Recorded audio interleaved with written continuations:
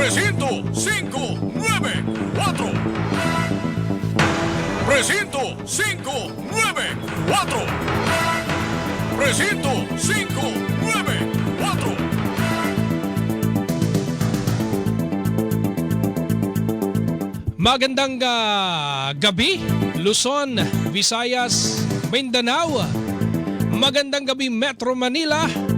Kayo po ay nakikinig na sa programang Presinto 594. Mga kapuso, sa ngalan po ni Rod Vega, ako po muna ang inyong pansamantalang makakasama ngayong gabi, Luisito Santos. At ako naman po si Olan Pola. At mga kapuso, syempre hindi rin mawawala ang may-ari ng programang ito. Pindutin mo na! Hindi ko alam. Kala ko nagbibiro lang si Rick Mac doon. Oh. Bakit gano'n ang aga natin Oh. Teka lang, ako po si Luisito Santos. Ako naman po si Olan Ball. At ito po ulit ang programang Presinto 594. Marami nagkagulatan dito na yanig ang DCWB Newsroom. Okay.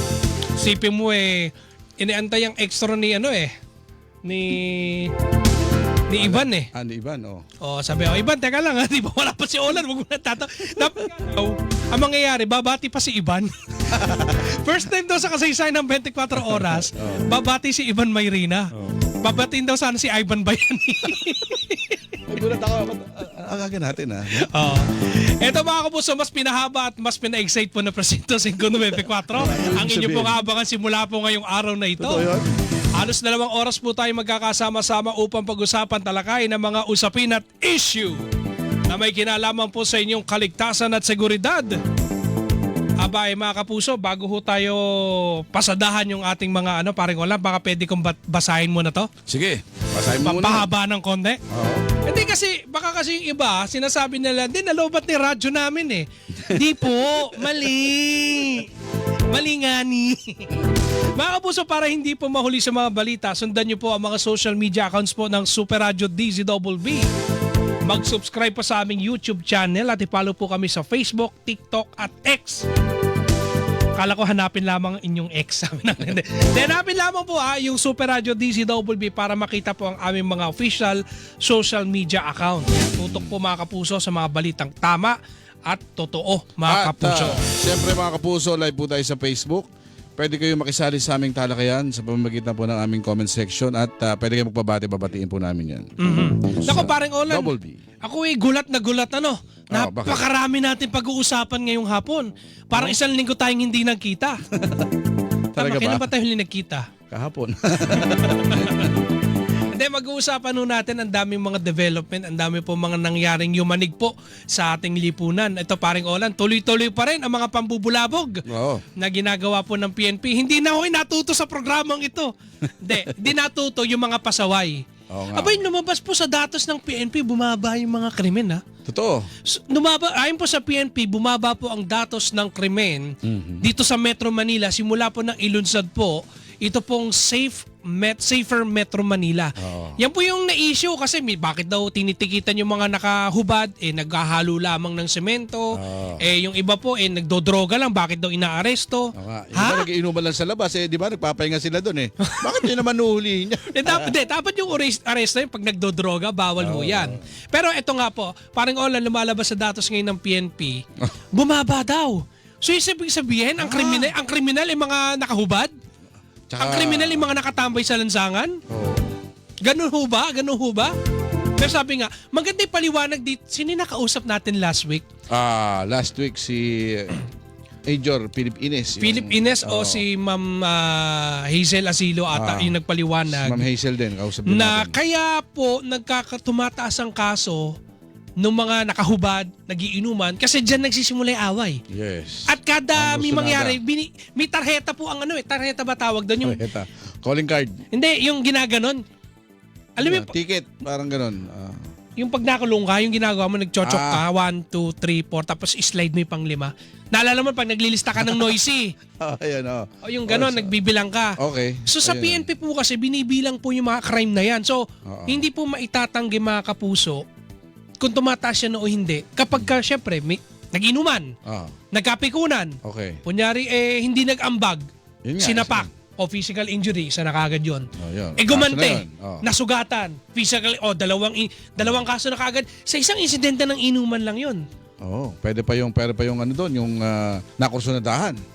Di ba? Syempre parang pag Pogi mo naging... pare, pogi mo, di ba ganun eh. No? napikon. Oo. Ikaw din kaya? Di nagkayakapan. Di acts of lasciviousness. Harassment, sexual harassment kagad. Naghamon, nagubad. Di kasi, nagubad. Di ano kagad yun? Tawag doon, alarm and scandal. Di kasi nila alam, babae pala yung nag-aaway. Ito po parang katuwaan, pero ito po yung talagang minsan pinagsisimulan talaga ng maliliit na kaso. Kaya yun po yung pinipigilan ng PNP. So sa mga nagiging tawag dito parang Olan, yung mga tinatara, sabi ni tinatara. Sino sabi yan? ni Police Master Executive Master Sergeant Roldan Julian. Ayan, tinatara. Tama po sir, kasi tama po ba ako? Yung kada kunyari nagiinuman, may nagsuntukan, isang tara na kaagad yan, dalawang tara. So yun nga po, so effective. So ngayon, ang hamon ngayon dito paring Olan, sana hindi po maging ningas kugon. Yung Oplan Galugad? Oplan Galugad, yung mga pulis. Hindi porket kunyari, si General Silvio lang yung hepe nyo dito sa QC, dyan lang kayo magsisipag. Hindi porket bago na yung hepe ngayon sa Maynila. Si General Arnold. Arnold Soriano. Arnold lang yung alam ko first name alam ko nakalimutan ko ba? Tama ba ako, Rick Macdon? Basta Arnold din nakalimutin ako Nagkaroon kasi ng reshuffle ngayon Police Brigadier General Arnold Santiago. Ayun, Arnold Santiago. Santiago po, sorry Soriano. So, yun nga po, hindi, kasi ito kasi yung hamon paring Olan. Di ba? Yan naman din ang talagang hamon ng tao Kunyari, nung araw, matatanda mo, yung clearing operations ng MMDA, hindi. Ano lang yan, simula lang yan. Ningas kugon. Tinuloy-tuloy nung ni Colonel Bong. Tinuloy-tuloy nung Gabriel Go. Ano ngayon? Sasabihin nyo ngayon, di kayo makatao, wala nang 5 minutes. Hindi kasi dati hinahamon natin yung sistema Sa simula lang naman kayo magaling Kasi, tapos pagka after 1 week, wala na. Madumi na ulit. Pag sinabi kasi nilang kugon paring LA, yung kugon niya yun, mabilis na sumindi, pero mabilis din mamatay. Nauubos kagad yun. Kaya pala ningas kugon. Ningas kugon. So sa simula ka lang malakas. So after nang wala pang isang oras, wabo ka na. Kailangan susundan mo na yun ng mga kahoy o papel para magtuloy-tuloy yung apoy. Kaya ningas kugon. Kugon parang alaman yun di ba? Parang yung parang stick na tuyo. Pero ito naman paring Olan, in fairness naman po, dun sa pasimuno niyan, yung utak ng Safer Metro Manila na yan, si DILG Secretary John Vic Remulla, di ba nga po may isang nasagasaan yung kanyang ginagawa. Bakit ako nadamay, naghahalo, yung pinag-usapan natin dyan sa Mandaluyong. Yun. Sa Barangay Edition Hills pala yun. Pumunta siya doon di ba? Pumunta si Secretary Remulla, personal na humingi ng sorry. Ang swerte naman ito. Isipin mo sa lahat po ng mga inuhuli na half naked, ikaw lang ang pinuntahan. Pero dapat lang. Dapat ipakita ho ng gobyerno, ng national government, ang paghingi po ng paumanin. Kung nagkamali kayo. Ito talaga mukhang seryoso naman dahil isipin mo, parang yung sugod bahay yung sistema, yung itsura Siguro nagpadala din ng mga appliances yun.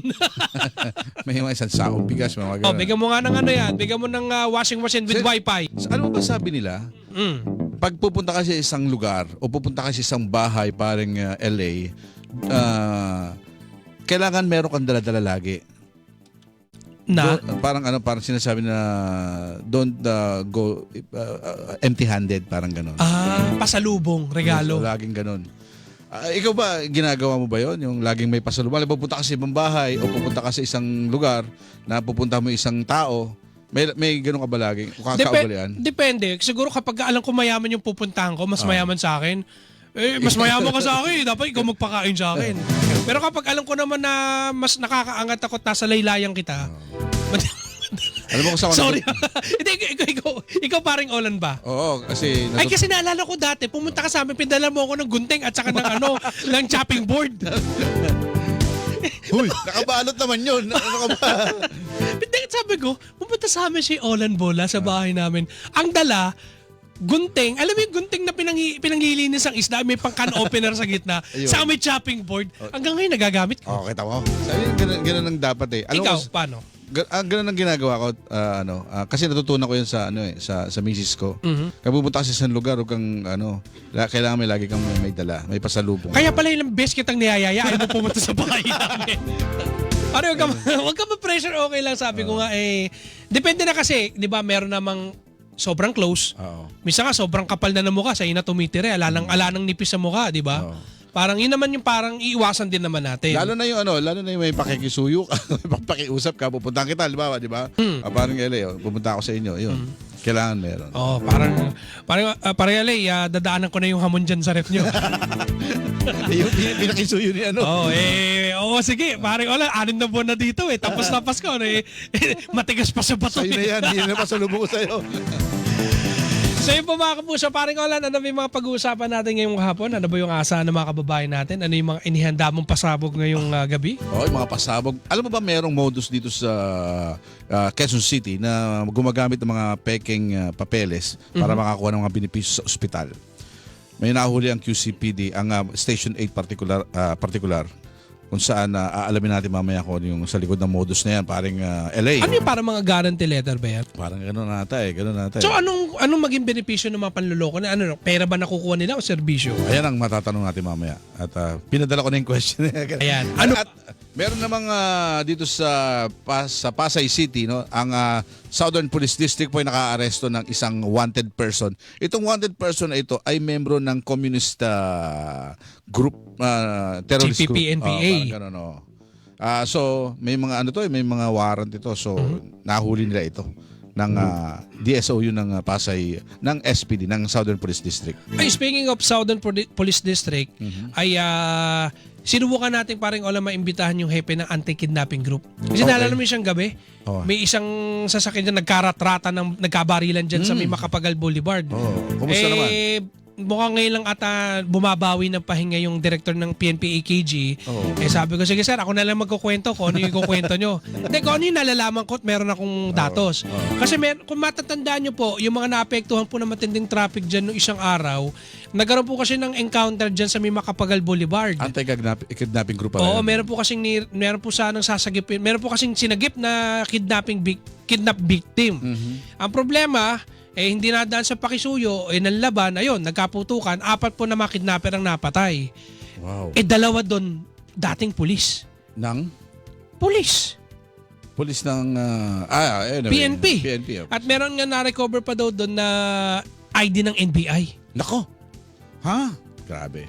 At ito din, mamaya paring Olan, nahingi din tayo ng update kaugnay naman doon sa nanggaring aksidente dyan sa Cubao sa Quezon City, kung saan isang modern jeep yung bumangga sa isang poste ng kuryente. Nakita ko yan yung story mo, yung balita mo yan, parang LA, di ba? Oo, 17 po yung napaulat ng sugatan dyan. Umangat na yan. Kanina, 10 lang yung bilang ko. Okay. So, ayon sa QCPD, Quezon City Police District, ay 17 na po yan. So, ngayon, alamin po natin ano po yung development dyan. Alamin natin kung ano yung condition kanina ng driver. Kasi, di natin alam kung na drug test na ba yan, na breath alcohol test na ba yan. Si Colonel Jeff Lim pala, kilala ko yan Yan yung namumuno minsan ng Oplan Galuga naman. Ang fronta niya ay mga kababaihang pulis na sumisita doon sa mga motor rider, sa mga motorista. So ngayon ay naging, sa bagong hepe pala siya ngayon ng Traffic Enforcement Unit. Traffic Enforcement Unit, Ayan. QCPD. So ayan po mga kapuso, busog na busog po ang inyong linggo ng gabi. Oo. Nako, sabi ko nga po sa inyo, hindi po mababakante ang inyong radyo. Ayan. Wag ho kayong bibitiw mga kapuso. Magko-commercial na ba tayo? Oo. Sige. Parang wala, commercial na ba tayo? Yes, oo. Mga kapuso, magbabalik ho kami makalipas sa ilang paalala. Ang oras po mga kapuso sa Batasan Hills, 6:20 na po ng gabi. Labanan ng fake news. Dapat! Totoo. Presinto 594.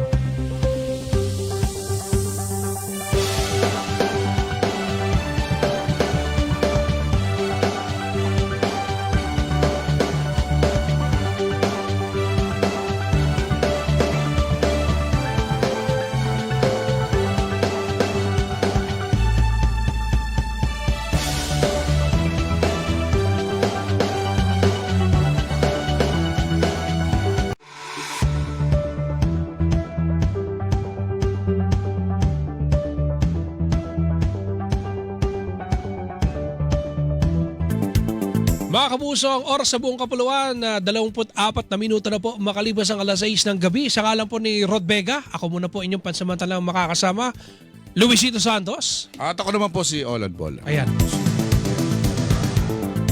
Parang Olan, bago natin ipagpatuloy ating balitaan at talakayan ngayong gabi, ay tanggap muna tayo ng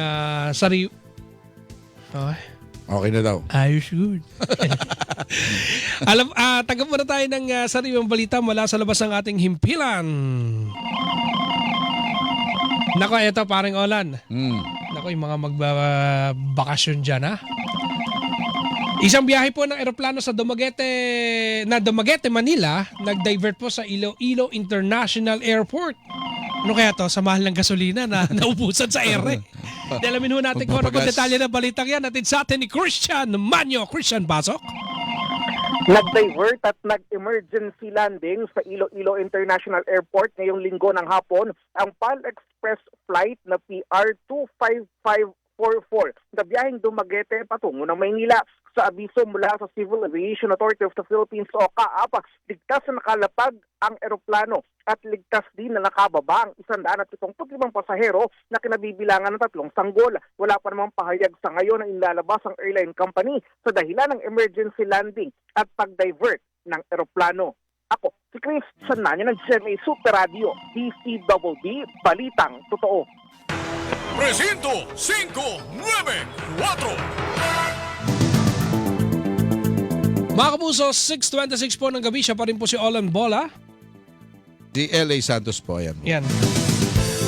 Kanina parang LA umuulan-ulan Nakita mo, umulan ba sa lugar mo? Parang hindi ko naramdaman yung ulan. Umulan. Medyo lumambig nga yung hangin. Saang lugar yung naramdaman? Caloocan, siyempre. Ayan, nagulat nga ako Sabi ko, wow, umuulan. Tapos medyo malamig yung simoy Baka naman ng may hangin. nagdidirig lang na kapitbahay Sabi ninyo ko, tapos lumampas lang yung hose. Hindi, totoo nga. Yung sasakyan ko nga, nabasa So, talagang umulan.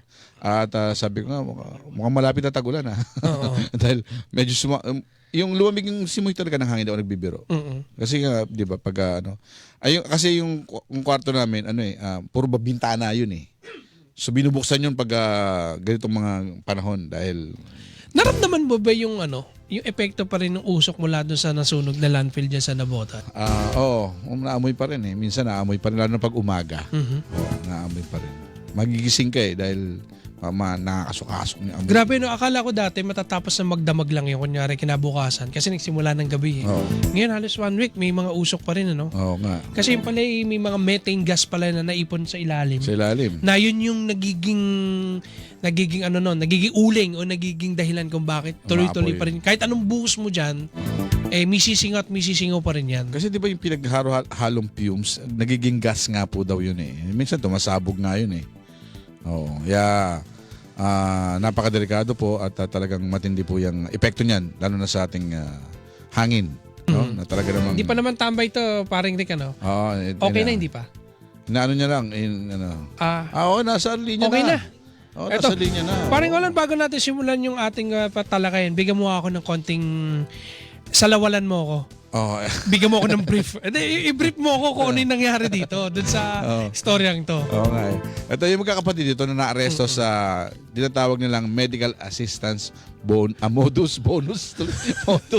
Teka lang, i-brief pa lang ngayon. Rick, kailan mabigay na bonus natin?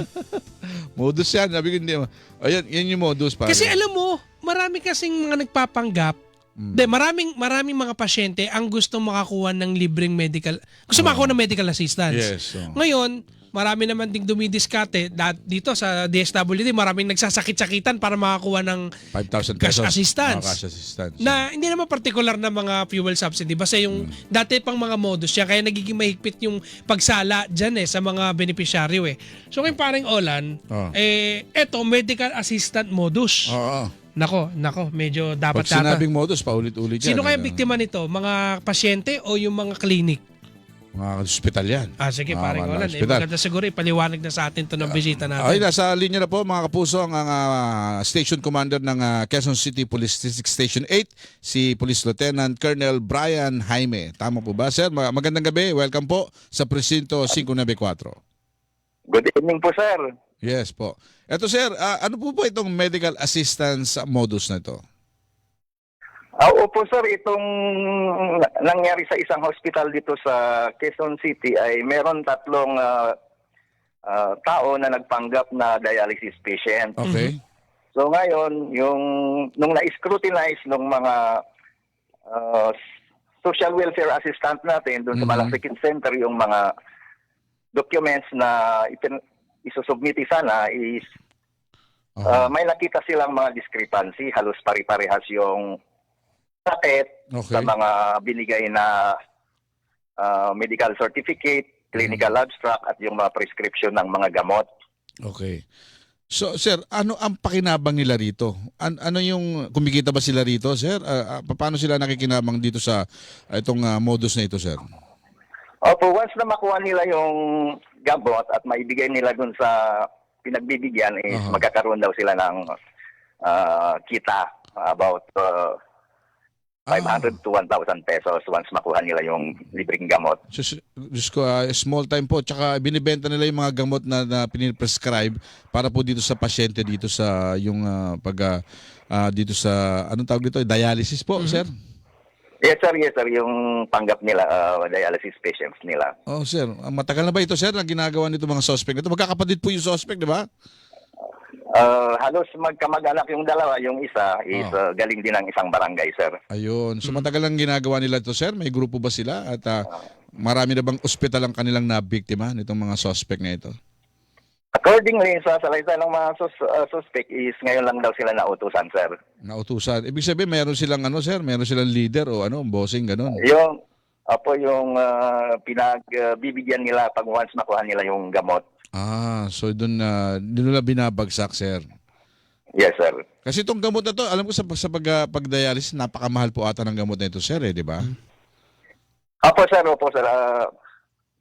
According doon sa estimate ng hospital, once na na-release yung gamot is yung mga amount ng gamot na mai-release sana is aabot ng halos 118,000. Grabe. Laki so ang laki pala nito. Sir, sorry itong binibiktima nila ay mga private na hospital, tama po ba? Hindi, private din. Government hospital din, sir. Ngayon, tapos, yung hawak nilang medical assistance ay anong klase yun? Sinong naka-header doon? Ano yun? May mga nakalagay po ba na anong ahensya ng pamahalaan yung pinagpapanggapan doon? Paano ba sila nagpapakilalang? Isa ring galing din sa yung mga dokumento, galing din sa galing din sa isang government hospital.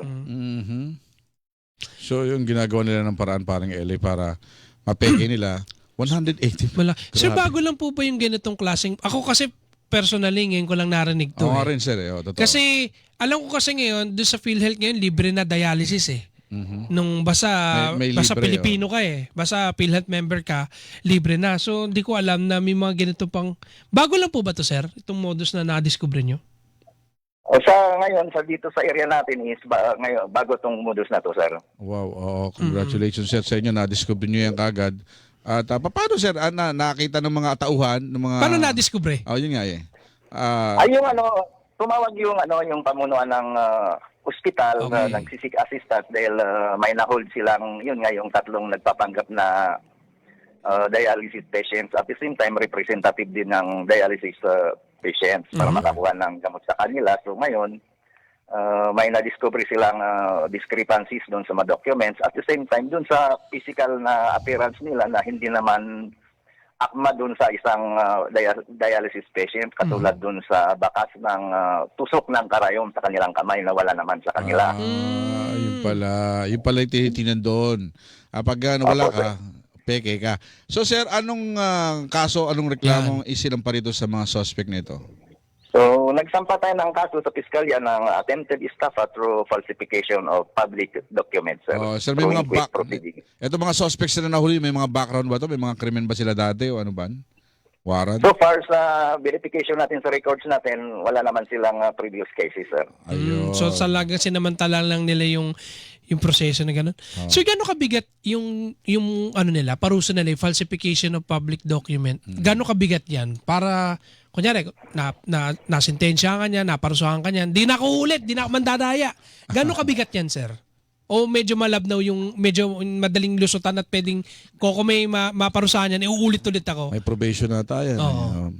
Oo, sir. So hintayin na lang natin yung inquest resolution kung sige. ng piskalya mo na. So, wala pa, sir, no? nating kaso, sir. Hindi pa na-inquest itong mga suspect na ito. Nandiyan pa sa inyo, nakakulong pa.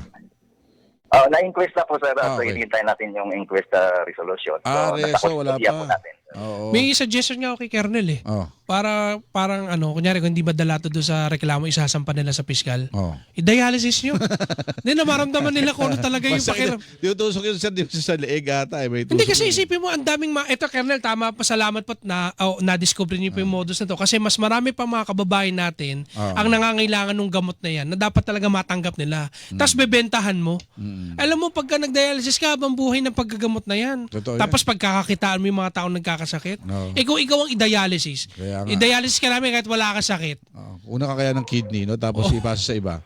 Hindi, sir, siguro, sir, yung ito, bago nyo na-discover, panawagan nyo, sir, doon sa mga bibiktima nito. At yung, Baka may mainggit gumaya eh. Oo, sir. Baka may gusto kayong sabihin. Nasa inyo po ang pagkakataon, sir.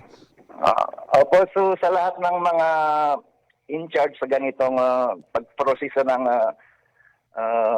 assistance is mag-ingat po tayo para hindi naman mawalan yung kababayan natin na karapat-dapat mabigyan ng libreng gamot or medical assistance. At the same time, sa lahat ng emergencies or assistance, please dial 911 and QC Helpline 122 para sa Ayun. assistance natin. Okay, sir. Maraming Teka lang, salamat. may gusto lang ako ihabol. Colonel, sige. wag ka magagalit. Habol lang. Sir, kamusta na yung mga panggagalugan nyo dyan? May development po ba? Tumaas po ba yung mga crime incident natin simula nung ipatupad natin yung ating safer Metro Manila? So far, bumaba naman yung yung crime statistics natin at tuloy-tuloy yung ugnayan natin sa barangay at maganda naman yung relasyon natin sa mga officials ng barangay. Ayun. Ayun. Alright. Congratulations, sir. Sana po magtuloy-tuloy pa po yan. At Sa ulitin, pagpatuloy sir. nyo. Thank you, sir. Thank you, sir. Okay po. Maraming salamat. Okay, parang LA. Ang happy po yan ng Quezon City Police District Station 8, si Police Lieutenant Colonel Brian Jaime. Parang wala ang Station 8 ay anong lugar dito sa Metro, dito sa Quezon City? Sa Project 4, Project 8, di ko alam eh. Ano yung mga matatagpuan sa project dyan sa area na yan? Ano yung mga... Quirino, Memorial Medical Center, ano pa ba? Ayun Yung ba lang yung Barangay Quirino A, Quirino B? Ayun, Anonas? Anonas. Hindi, Anonas yun Sa may eh. Anonas area pa. Station 9 yun. Yung sa may banda ron pa. Yun yung... Yan nga, kung yung nagkakamali, yan yung parang malapit din sa Campo Crame. Camp Aguinaldo. Hindi rin. Malayo pa, konti. Malayong konti.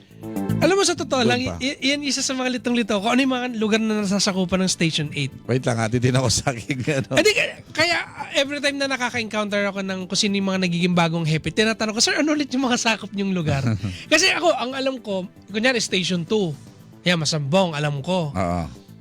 O baka maya konti lang yung kaso dyan, kaya hindi lang natin naiikutan paring Olan. Hindi, marami rin dyan. Solve na ko mga hold up dyan. Meron na solve sila dyan. Station 8. Marami yata mga mayaman din dyan eh. Oo, marami dyan.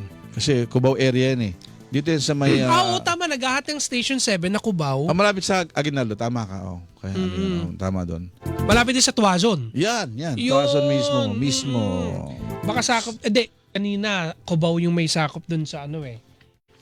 May paring Olan, alam mo ba?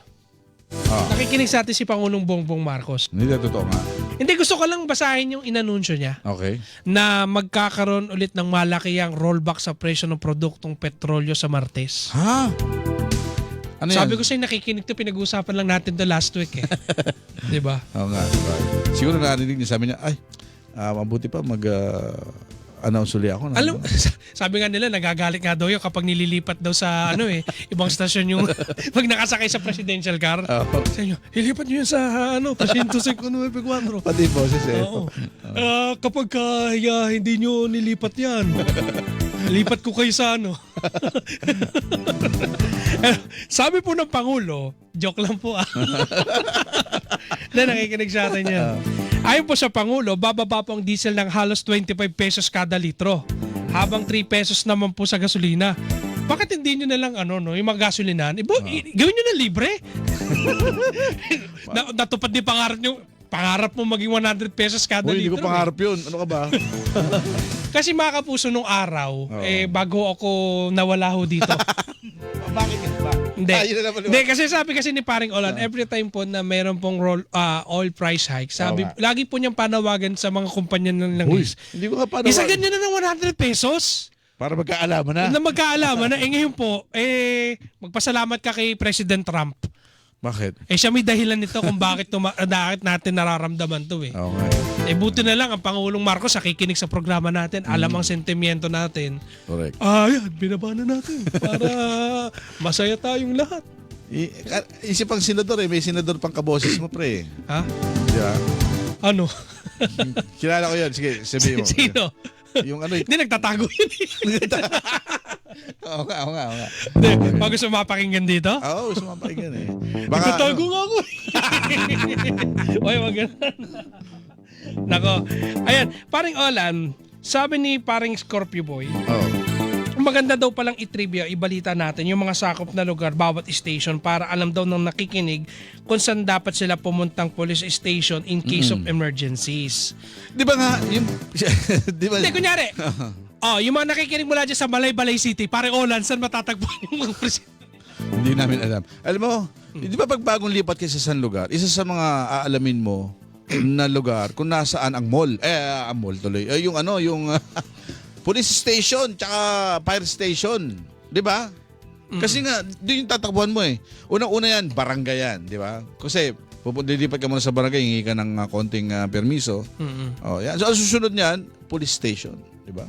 Hindi lang Pero parang telephone hindi number. yun nangyayari. Hindi na nangyayari yun. Usually, Totoo di yun. ba, kapag naghanap ka ng condominium, di ba, kanyari, bibili kang condominium. Iuna mo itatanong doon sa developer o yung ahente, anong pinakamalapit na mall? Tama yung sinabi mo kanina eh. Totoo nga. Pangalawa, saan may Kainan. pinakamalapit na convenience store? Palengke. Palengke, kainan na masarap, di ba? Iintay mo pa may mangyari sa'yo masama bagong maisip na, ang layo pala namin sa presinto. Okay. Tagal bago dumating, di ba? Rumisponde. Tapos, pwede ring, bihira din yung maririnig mo na, saan may pinakamalapit, malapit ba to sa fire station? Yan, isa yan. So, hindi na kukonsidera yung ganun. Sa school, bago ka humanap ng lugar, isa sa titingnan mo yung mga malapit sa school, sa ospital, di ba? Simbahan, mga gano'n. Pero ngayon kasi ang binibenta ng mga developer talaga is di mo na kailangan lumabas dito sa compound. Yes. Kaya nga may mga amenities. Yan nga. Di ba? Ikaw, nakatira ka sa isang mamahaling lugar, di ba? Alam mo yan. Malapit ka doon sa supermarket na pinagdaanan ko. Oo. Di ba? Oo, kapag di kita makita, alam ko nandutong ka lang. Hindi, yun nga, maganda na pag-uusapan din natin to no, sa mga naghahanap ng bahay. Tama, magaling kasi Scorpio Boy, magaling. I-consider din po natin kung saan tayo pwedeng tumawag, anong presinto malapit doon. Totoo. Pero pinaka-basic kasi is barangay. Oo. Kasi hindi naman lahat na reklamo kagad hindi naman pwedeng diretso, pwedeng barangay level lang pwedeng makaresolve eh. Pag ikaw naman ay taong gabi, tulad mo, ano hanapin mo? Ayun na po mga kapuso. Ayun na. At hinihintay po namin. Ayan ang sinasabi ko sa iyo. Kung nasaan. Mahilig siya sa bahay na mga maraming mga stuffed toy. Oo. Bear house. Yung mga stuffed toy, mga teddy bear, ganyan. Tsaka yung mga Doon ka sa Blue Magic tumira. iba-ibang ilaw, di ba? Iba-ibang ilaw kulay. Mahilig sa ganun eh. Ano ko din, mahilig din sa iba-ibang ilaw. Ako rin eh. Yung teddy bear niya, pag may di battery, may ilaw din eh. Sabi ko, anak, paglaki mo, dadaling kita sa tindahan na maraming teddy bear sa bear house. Ilan taon ba si Lucio, pare? Isa't kalahati. Kalahati. Sipin mo pare, tagal natin din nagkasama, no? Binata pa ako nung programa dito. Ayun, may anak ka na. Oo. Mga kapuso, ito po, isa po sa mga balita po na hindi naman masasabing humanig, pero nagkaroon po kasi mga kapuso, nagpatupad po ng balasahan po sa matataas na opisyal na posisyon dyan po sa Philippine National Police. Ito po ay kasunod nga po ng mga inalis na opisyal sa Philippine National Police Academy o PNPA. Parang wala, yan yung may mga yung nagkaroon ng tawag doon. Isa mga kadete. Yung mga hazing. Yung nagkaroon ng hazing incident. Alam mo, may nakausap ako dyan eh. Oh, Isang lakan, isang PNPA graduate. graduate. duda siya, bakit may nangyayari pang ganyan? Duda sila na baka alang ginagawa yung mga estudyante kaya merong oras kung bakit nagkakaroon ng hazing. Kasi kung isang estudyante nasa loob ng isang academy at abala yan sa curricular, sa pag-aaral, wala nang posisyon at wala nang bakating oras yan gumawa ng hazing. Correct. So yung isa nakikita niyang dahilan na baka naman wala masyadong ginagawa yung mga bata dyan. Kaya, ayun, nakakaroon sila ng pagkakataon gumawa ng mga hindi naman talaga karapat-dapat na bagay. Talaga ba? But sa school, sa bagay, pag-uwian na, di ba? Pero yung mga after ng klase na nagkakaipon-ipon sila, doon nagkakaroon ng mga ganyan-ganyan bagay, di ba? Saka alam mo, may napanood akong pelikula yung mga Korean novela. Hindi Korean novela, mga Korean movie. Parang sa Korean pala, laganap pala talaga sa kanila yung bullying. Ay, yung sa mga school. Oh, Di ba pag nanood ka ng pelikula, puro yun, eh. halos lahat may bullying. Oo. Parang kaya ang mga istorya nila, pinag-uugatan ay bullying. Oo. Naka-standby na? Susunod, mag-commercial. Commercial muna. Pag, Yun, di ba? Oo. Kasi dito sa Pilipinas, parang ngayon pa lang tayo nagkakaroon ng awareness pagdating sa bullying. Bullying. Teka lang, bullying. Pero balik muna tayo doon sa PNPA. Ito makilala mo to parang online, yung mga na-reshuffle. Okay, sige. Kabilang po sa mga inalis sa pwesto at inilipat muna sa Personal Holding and Accounting Unit ay sina dating PNPA Director Police Major General Andre Dizon at 8 iba pang opisyal ng PNPA. Okay. Si General Dizon ay dating Director ng Manila Police District. Tsaka siya yung may hawak ngayon dyan sa PNP Academy. At saka naging Bicol Region. Region 5 Ito Director. nagpauso ng yung nagbabike na nagpapatrol. Siya, maaga, alas 4. Syempre command responsibility yan. Yes, Kaya so ano nangyari? Nailipat sila o na-hold? Nasa muna siya, nasa holding and accounting unit ng PNP. Itinalaga namang kapalit po ni General Dizon ay si dating Police Regional Office Central Visayas o PRO7 Director, Police Brigadier General Redrico Maranan, dating QCPD Director. dating spokesperson at PIO Chief ng Siya ngayon na may hawak Police. ngayon. Habang inilagay naman po sa PRO7 si dating Manila Police District Director Brigadier General Arnold Abad, na pinalitan naman ng isa pang Arnold. Yung apelyido Santiago. Arnold Santiago. Yung bagong assignment po yan ay epektibo po nung araw ng Miyerkules, April 15. Ang pagkakaalis sa pwesto po ng ilang opisyal ng PNPA, bunsod na naganap na hising sa loob ng PNPA noong April 3, kung saan 22 kadete ang na-hospital matapos lagyan, tindi pala. Ano nilagay? Nilagyan ng muriatic acid ang likurang bahagi ng kanilang mga katawan. Grabe naman yun. Talaga naman. Bakit naman ginawa yun? Alam mo ba yung muriatic acid, Papi? Pag binuksan mo lang yung muriatic acid, alam mo ba yung nakasusulasok na, yung pumapasok na sa sinus mo yung amoy nun? Alam mo ba si Chody na hospital dahil si Chody po yung striker namin sa QCPD. Pag naglilinis ng banyo, muriatic acid na ginagamit, nasinghot niya yung fumes. Kaya na hospital, nagkaroon ng tubig yung kanyang baga. Yan matindi dyan. Muntik na siya matigok eh. Di ba? Imbis na Chody, Tegi na nga dapat pangalan nun eh. Buti na lang naagapan. Naagapan si Chody, hindi naging Tegi, di ba? Chody, magiging Chogi na dapat, di ba? Nga eh. Dapat tawag na pala natin kay Chody is Chogi. Kasi ayun, bubuti sabi ko pag maglilinis ka uli ng CR. Ng CR, huwag ka nang gamitan muriatic acid, di ba? Kaya pala ang pangit. Kaya pala napansin ko. Pagpasok mo pa, nasa EDSA kamuning ka pa lang. Amoy na amoy mo na eh. Ikaw pala ang may sala kung ba't hindi na nililinis ang mabuti CR. Hindi, naglilinis ka pa rin pero huwag ka nang gumamit ng muriatic acid kasi umuusok yun eh pag napunta sa mga service yun eh. Baka napakatindi kasi ng kailangan linisin. Kinakailangan talaga ng asido. Hindi, aminin natin kasi yung mga kubeta, pasintabi ho sa mga naghahaponan, kinakailangan ho talaga ng matinding chemical yan para malinis mo. Oo. Diba yun talaga namang alos pampubliko na yun eh. Oo. Parang pampublikong CR na rin yun dahil daming di man nagsi-CR doon. So si Chody ayaw ng marumi kasi nga kami mga ibang tao doon may maarte na linisan mo to na mabuti ha. Kailangan yun eh. So di ba? Mabuti sana katulad ka ni Dennis Kapati na nakikinig sa atin ngayon sa Quirino Grandstand at may hawak na 1.5. Ha? Talaga? Wala kasing CR doon gramo? Hindi, 1.5 liters na bote. Okay. Kala ko 1.5 wala gramo. kasing CR doon. Okay. So ang ginawa niya ngayon, bumili muna ng soft drinks at umiinom ngayon. Ba, ano iniisip mo? Wala akong sinasabi. Wala kasi siya doon. Parang nauuhaw ako, bilhin na lang ako ng soft drinks. Sasabi ko kay Jody, ano bang gamitin mo, Jody? Soft drinks. Di ba? Pwede rin paninis yun eh. Ang mahal naman nun. Ay, wala. Saka di ba manlalagkit yun? Hindi. Pay tubig naman pagkatapos nun. Di ba? Sabi nila lalo na pag dun sa mga mga stainless, mga ganun, mga bakal, pwede mo panlinis yun. Alright. Ayun, paring Olan, bago natin malinis yung buong programa natin, ay magbigay daan muna tayo sa ilang mga palatastas. Ano ba tama? Patalastas. Patalastas. Ang mga kapuso, magbabalik ho kami makalipas ang ilang patalastas. Ang oras mo sa buong kapuluan. Paring Olan. Oy, 49 minutes after 6 ng gabi, labanan ng fake news. Dapat totoo. Presinto 594.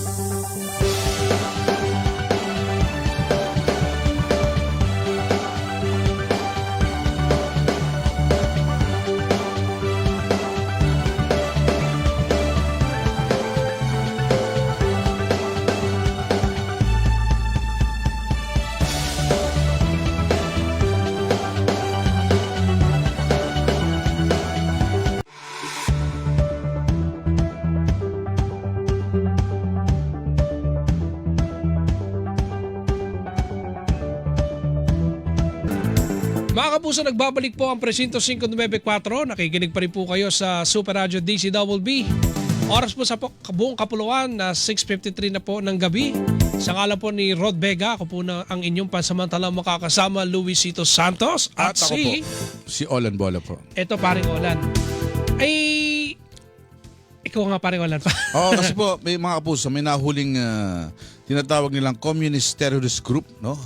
Diyan sa Pasay City, itong SPD, itong Southern Police District, ito yung wanted person po ito.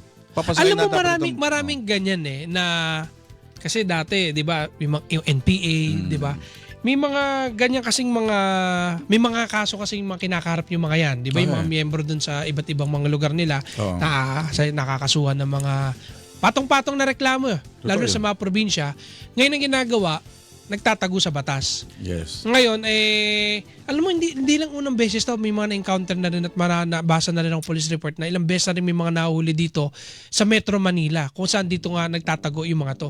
Ngayon, alamin natin parang Olan, ano ba magiging epekto nito sa kaligtasan at seguridad? Okay. Lalo na dito sa Metro Manila, di ba? Yes. Nasa linya po ang tagapagsalita ng Southern Police District, si Police Lieutenant Margaret Panaga. Ma'am, magandang gabi po. Welcome po. LA po, tsaka si Olan Bola po. Magandang gabi po, sir. Yes, ma'am. Magandang gabi po. Ma'am, pabigyan naman po kami ng initial background lang po. Paano po nahuli at ano po ang background nitong miyembro ng isang communist terrorist group dyan po sa Pasay City? Nagsimula po ito, sir, sa information na binigay ng ating informant. Po natin ma-verify sa court of origin yung kanyang warrant of arrest ay agad po nagsagawa ang SPDDS surveillance sa tulong din po ng ating informant hanggang sa matunton po yung kanyang kinaroroonan. Mm-hmm. Okay. Ma'am, ano po ang background nito pong suspect na ito? Base po sa ating pag-iimbestiga, sir, ito po ay kasama po nung sa pag-ambush po sa Philippine Army nung June 9, 2018 sa Las Navas. And sa nakuha din po nating information is miyembro din po siya ng Special Partisan Unit or SPARU. And miyembro din po ito ng Squad 1 SRGU ng Eastern Visayas Regional Party Committee. And siya rin po ang rank number 8 po ng provincial level po ng Northern Samar. Napaka-notorious pala nito, ma'am. May patong ba sa ulo to? Check natin, sir. Opo. Ma'am, yung mga ganitong klase ng mga nauhuli po ninyo, ay syempre ang dami pala niyang patong-patong na mga reklamo at kinaanibang grupo. Ma'am, mayroon po ba kayong natukoy na meron po siyang mga na-involved na mga kaso dito naman diyan po lalo sa area niyo sa Southern Metro Manila? Meron ba siya mga na-involved na siya bukod po dun sa mga kaso niya na kinakarap dati? As of now, sir, ang meron po tayong information is yung kanyang warrant of arrest po for the crime of attempted murder po. And continuous pa rin po yung verification na ginagawa po natin kung ito bang suspect natin is meron pa po mga kinasasangkot ang iba pang krimen. Opo. Ma'am, gaano kaseryoso o banta sa seguridad yung nagkakaroon ng mga ganyang wanted person na wanted sa mga patong-patong na malalaking kaso na nangyayari sa probinsya at dito po nagtatago di sa Metro Manila? Ano pong banta niya sa seguridad ng mga tao? Kumbaga ito po ay since nakagawa na po sila ng dating krimen is may possibility po ulit na makapag-commit sila ng krimen sa community kung nasaan po sila. Kaya maganda rin po na magkaroon talaga tayo ng tulungan ng ating mga kababayan at ng mga kapulisan para po lahat po ng mga wanted person is mahuli po natin. Ma'am, nang nahuli po ito, nasa bus terminal po ata, hindi kami nagkakamali. Ayun po, sir. Oo. Papaalis na po ba ito? Papauwi sa kanilang probinsya? Paano po? Papatakas na naman, oh? Yun po yung kasi nung siya po yung natunto ng ating mga kapulisan, ang sakyan niya pong bus ay papuntang Olonga po, and inaalam din po natin kung meron pa ba siyang pupuntahan doon or yun lamang po yung nagkataon na nasakyan nung araw na yun. Mabuti na lang naabutan siya ng mga pulis natin, kundi makakalayo na naman to, makakatakas na naman po ito, ma'am, di ba po? Kumbaga, sir, salamat din po sa ating informant, sir, dahil talaga pong binantayan ito ng ating mga operatiba, sir, upang hindi na ito makawala itong suspect na ito. Kasi halos 2018, so 8 years nagtatago. So ito pala, ma'am, ay patunay na hindi porket kahit ikay 1 taon, 2 taon, 4 na taong nagtatago at may warrant of arrest ay dapat magpakangkampante ka na. O nakalimutan na. Mukhang siguro duda ko dito, ma'am, nakalimutan niya na. Ang problema, may nakasubaybay pala sa kanya. No. Tama po, ma'am. Yes po, sir. And tayo po mga kapulisan ay hindi po titigil upang mahuli po lahat ng mga wanted sa atin. Ayun. Opo. Kasi ma'am dito po no, yung mga civilian, may mga nakakausap din po kasi kami minsan na ang minsan sentimiento nila lalo na yung may mga nilareklamo sila, tapos nagtatago, hindi makita. Tapos sasabihin nila, gusto namin mahuli kaso nga may warrant na. Ang problema, hindi nga mahuli. Yung pala, akala mo lang nakakapagtago siya. Yung pala, hindi niya alam, meron talagang nang hunting sa kanya. Di ba parang ito, 8 years, di ba? 2018 yung warrant niya tapos siya nahuli ngayong 2026. Oo, tsaka alam ko pag ganyan mga counter communist terrorist group may mga ano yan may mga patong sa ulo yan.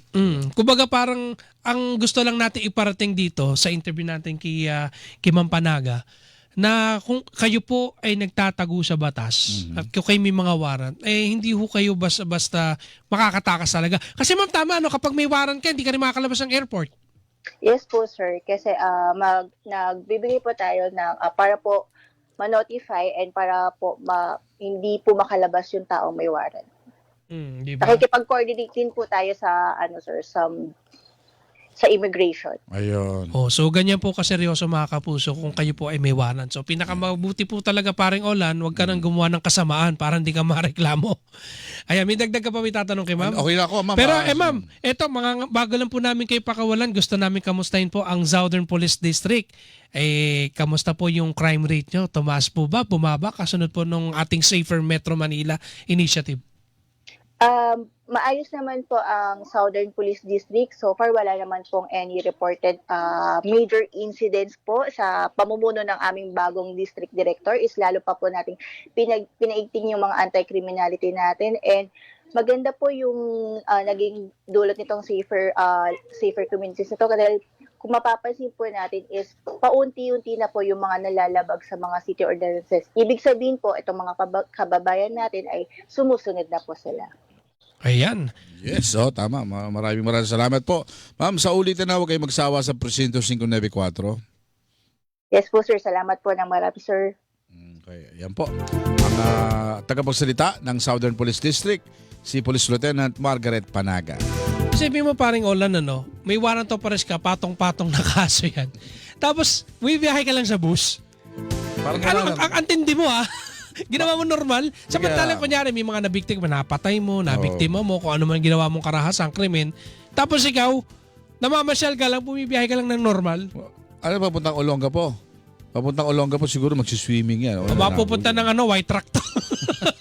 Okay, pupunta ng SBMA. Sasakay ng yate. Diba? Kasino. Oo. Okay, pupunta sa outlet, baka maliit na yung sapatos, diba? Bibili ng correct, sa index. Ayan, mga kapuso, ikalawang bahagi na ng programa natin. Yes, mamaya. Mga kapuso, wag ho kayong bibitiw. Tuloy-tuloy pa rin po ang ating mga balitaan at talakayan. Magbabalik po kami makalipas ang ilang patalastas. Yan, ang oras po sa buong kapuluan, 7:02 ng gabi. Paring Olan. Labanan ng fake news. Dapat totoo. Presinto 594.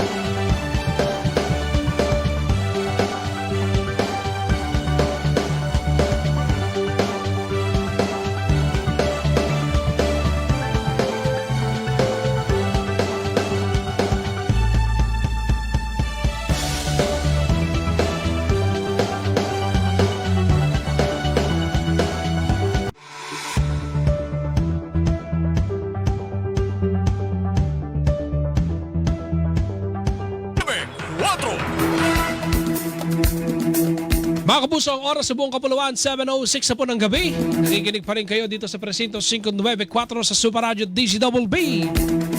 Ito muna mga balitang nakalap ng Super Radio DCWB sa mga nakalipas na oras. Ngayong pong araw ng Sunday, April 19, 2026.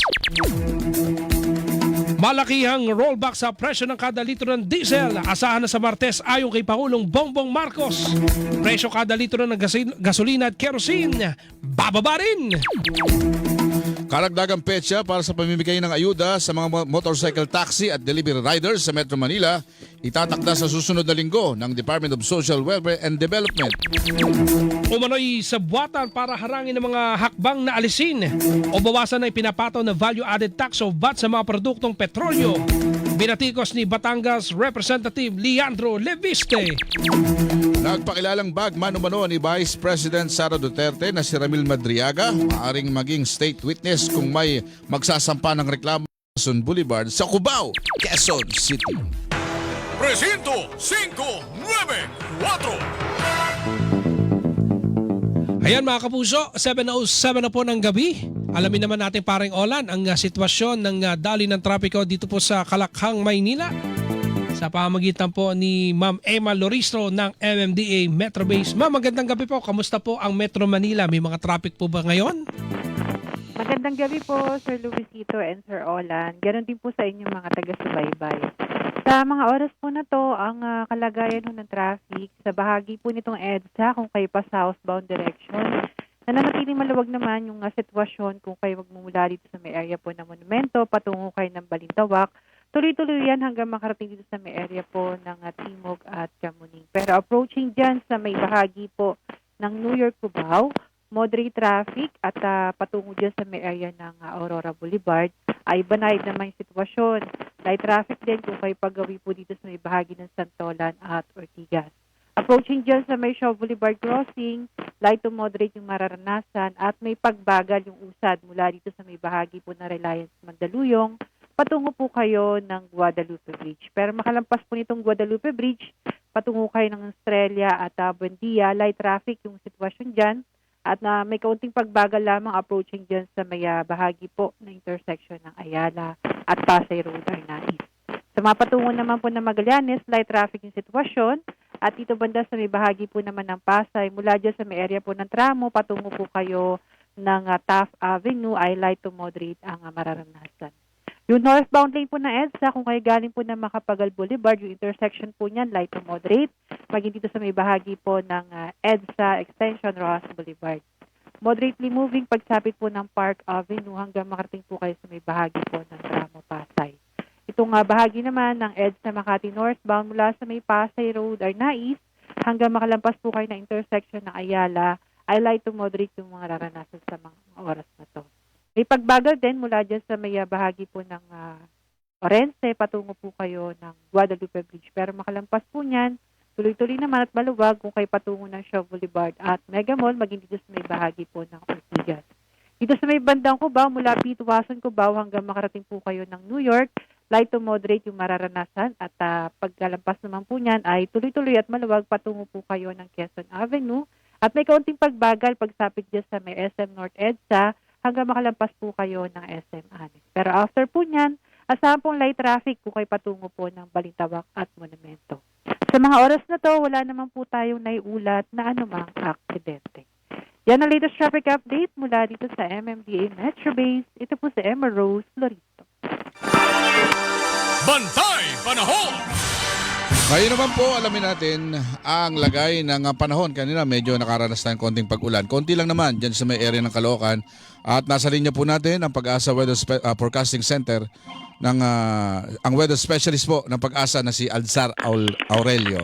Sir, magandang gabi at kumusta po? Magandang gabi po sa ating lahat. Asahan pa rin natin ang mainit at malinsangan na panahon bukas. Dahil pa rin sa panahon pa rin ng tag-init at wala naman tayo nakikitang inaasahang LPO bagyo sa loob at sa labas ng PAR. Si Bagyong Sinlaco ay tuluyan ng lumayo at lumabas na sa ating domain at wala na epekto sa ating panahon sa susunod na 24 oras. Dahil sa mainit at malinsangan na panahon, ang heat index po natin para sa ngayong araw umabot ng 37, to 36 at 37 to 39 degrees Celsius dito sa Metro Manila. Ang pinakamataas na heat index ngayong araw ay mabot ng 44 degrees Celsius doon po sa Maya, Quezon. Yan po ang ating update mula sa Pag-asa. Ako po si Alzar D. Aurelio. Bantay Panahon! Okay, maraming salamat sa iyo, Adsa. Presinto 594. Parang LA, Paring Olan. Paring Olan. kumusta na yan? Kamusta ka na? Ano? Mga kamusta, 7:12 na po ng gabi. Eto, Paring Olan. Oh. Ito yung gusto ko sanang itanong kay Ma'am Panaga kaso hindi naman niya sakop to kasi doon sakop nila yung Parañaque Oo. ng Southern Police District pero Ang nag-operate niyan ay AKG. anti-kidnapping group. Kwento lang namin to paring Rica, paring Lloyd. Mga kapuso, 4 po na mga hinihinalang miyembro ng isang kidnapping syndicate ang napatay po ng mga otoridad kasunod na nangyaring engkwentro dito po sa Macapagal Boulevard sa Parañaque City. Ito po ay nung Huwebes ng gabi. Opo, ang mga suspect po ay mga ayun po. Opo, tama po. Suspect po sila. Hindi po. Ito po ay kinumpirma po ni Police Brigadier General Glicerio Cancelao, ang director po ng PNP Anti-Kidnapping Group. Ibig sabihin po yung 4 po na yun ay miyembro po ng isang sindikato ng kidnapping. Kasi parang nung narespondihan natin yan nung Huwebes ng gabi, ang naabutan lang natin doon ay isang SUV, isa pong kulay silver gray na SUV, tatagdad ng tama ng bala. May mga tao sa loob pero hindi mo mabilang kung ilan. So paano mo siya i-report? Tapos may mga official doon ayaw magsalita. Totoo yan, pag mga ganyan. At tayo naman, paring Olan, nire-respeto natin yan kapag nagpapatuloy ang investigasyon, iniintay natin kung kailan sila pwede magbigay ng paglilinaw. Kasi po yan ay public interest, lalo po't maraming nagulat na mga empleyado, mga tao doon, Na traffic doon. nirat-rat daw yung sasakyan. So paano natin ipaliliwanag ng mga miyembro ng media na meron pong nirat-rat doon? Ano sasabihin lang namin, may pinagpaparil doon. So akala ng iba is may nangyaring biktima talaga na krimen na pinagbabaril ng mga hindi nakilalang suspect. So yung kasi unang makikita doon. Pero marami naman mga nakita tayo ng tao na highway patrol group. May mga pulis na nakapaligid. So nagkaroon tayo ng confirmation matapos sa ilang oras sa pamagitan po ni NCRPO Director, si Police Major General Anthony Abere at saka ni PNP PIO Chief Randall Tuanyo. Kinumpirma nga niya na ito pong nangyaring barilan na yan ay Kidnap ransom. isa pong pagresponde ng PNP Anti-Kidnapping Group. Kasi parang Olan, isipin mo pumunta ka sa isang lugar na puro tatad ng bala yung isang sasakyan. So, yun lang yung nakita natin doon. Tapos, ang unang nakita ko isang katawan lang. Tapos, nung nilalabas na 4 pala yung katawan na sakay doon. So, hindi na naman nila kinukumpirma kung patay ba yung mga sakay pero walang malay. At isinugod pa sa ambulansya. Kaya nung nireport natin siya noon, ay mga katawan na isinugot pa sa ospital. Yes. So hindi pa nila kinukumpirmang patay. Ngayon paring Olan, lumalabas sa investigasyon na ito palang 4 na to ay sangkot po sa isang kidnapping po sa isang senior citizen, sa isa pong naturalized Filipino na dating Indian, paring Olan. Ang nangyari po, ayon po sa PNP Anti-Kidnapping Group, ito pong kidnap victim ay umalis sa kanyang opisina sa Parañaque City ng 5:30 nung Martes. At pauwi na sana sa kanyang bahay sa Makati City. Nandukutin ito ng mga suspect. Inireport po ito ng kanyang mga kaanak ng alas 10 ng gabi. At matapos nga po na maalarma sa serye ng mga tawag na natatanggap nila mula sa mga suspect. Dito po kasi paring Olan, nang hingi yung mga suspect sa pamilya nitong biktima, senior citizen na to, mga nasa 70 years old. Okay. Hiningan po sila ng ransom ng 50 million pesos kapalit ng kalayaan ng kanilang kaanak. 50 million Hanggang sa pesos. pumasok na nga, humingi ng tulong sa mga otoridad, nagkaroon ng negosasyon at bumaba po sa 10 million pesos. Okay. Ikaw sa tingin mo, Eli, pag kinidnap ka, magkano ihingiling sa'yo ng mga kidnapper? Ransom. Sa yabang ko nito paring Olan. Sa yabang na yung kakakwento ko nito. May kaya ka eh. May kaya. Ayan pa, tapos dudugtungan mo pa ng ganyan. Baka runningan din ako ng ganito. May kayabangan. May kayabangan. Ang problema, baka sabihin na lang ng mga ulang ko, sige, yan yun na, mayabang naman yan. Wala naman kayo makukuha dyan eh. Kasi baka 10 million, baka mag 10,000 na lang. Tumawad eh. Ano to, sabong? Baka bawi lang sa talo, 10,000 na lang. Yun nga paring Olan, ito namang mga kidnapping na to, kahit ganito, inaaral nila yung mga binibiktima nila. Inaaral nila yan. Siyempre naman, oo. Alam nga Kasama nila mandudukot ka ng... Nagkamali Sino ba ka. pwedeng dukutin? Si Lloyd? Oo, si Ano Lloyd. ibibigay sa inyo? Tama raw FX? Tsaka Sa yung ba, Toyota Corolla na. Uy, umabot ng 1 million yung Toyota. Ano niyan ha? Toyota. Sa gastos? Yung tama raw niyan. Oo. Oh. Talaga? Pwede siguro. Kikidnapin si Lloyd. Oh. Lloyd, bigyan mo sa akin yung tama raw mo. Para ipakawalan ka namin. Oo. Tsaka i-bonus mo na yung Sasabihin ano. na lang ni Lloyd. Isasabihin na ng magulang niya. Naku, gumastos sa 1 milyon anak ko para ma-restore yan. Sa'yo na lang si Lloyd. Tsaka yung small body na Corolla dyan, ha? Ano mo na yan? Ayan. Sabay mo na yan. Ito nga paring Olan, siguro nagkasundo na. Ngayon, nagsagawa ngayon ng rescue operations. Ito nga pong PNP Anti-Kidnapping Group. Kung saan nga po, itong mga 4 na kidnapper ay sakay nga po na isang SUV na siya nga po naka-encounter o naka-enkwentro nitong mga otoridad. Nagulat nga paring Olan yung mga, ito yung sinasabi ko na may public interest. Kasi nagulat yung mga security guard, yung mga empleyado doon kasi nasa labas sa isang mall. Ang kwento nga nung guard, sir, parang 200 yung narinig ko na tatatatat eh. So natakot sila. Isipin mo, nasa isang entertainment city yung area eh. Oo. Makapagal Boulevard, andun maraming mga pupunta doon para mag-casino, mag-hotel, mamasyal, mag-relax, tapos maririnig kang ganun. Ngayon, paano natin i-report sa taong bayan na ito po ay isang encounter at ito po ay naglalayong sagipin po ang isang biktima ng karahasan. Baka sabihin nila shooting yun. Totoo yun. Talagang shooting. Parang shooting nakita mo yung windshield, tagdad ng bala eh. Oo. O hindi bababa sa 10 tama ng bala. Ngayon, paring Olan, sinagawa pong follow-up investigation ng mga otoridad. Natuklasan po na 2 po, paring Olan. Dalawa doon sa mga... Ito lang, bago muna yon. May isa palang pulis ang nagtamo ng minor injury. Nabutan ko to eh. May isang ambulansya doon, tapos may pulis na pinapahiran ng bulak. Pinapahiran ng betadine. Oo, di ko alam, basta parang may isang nasugatan doon sa encounter. At ito nga paring Olan. Mertiolet yun. Teka lang, hinahanap ko yun eh. Ano yan? Yung... Pinapahiran ng Mertiolet, ano? Hindi. Sinabi kasi dito na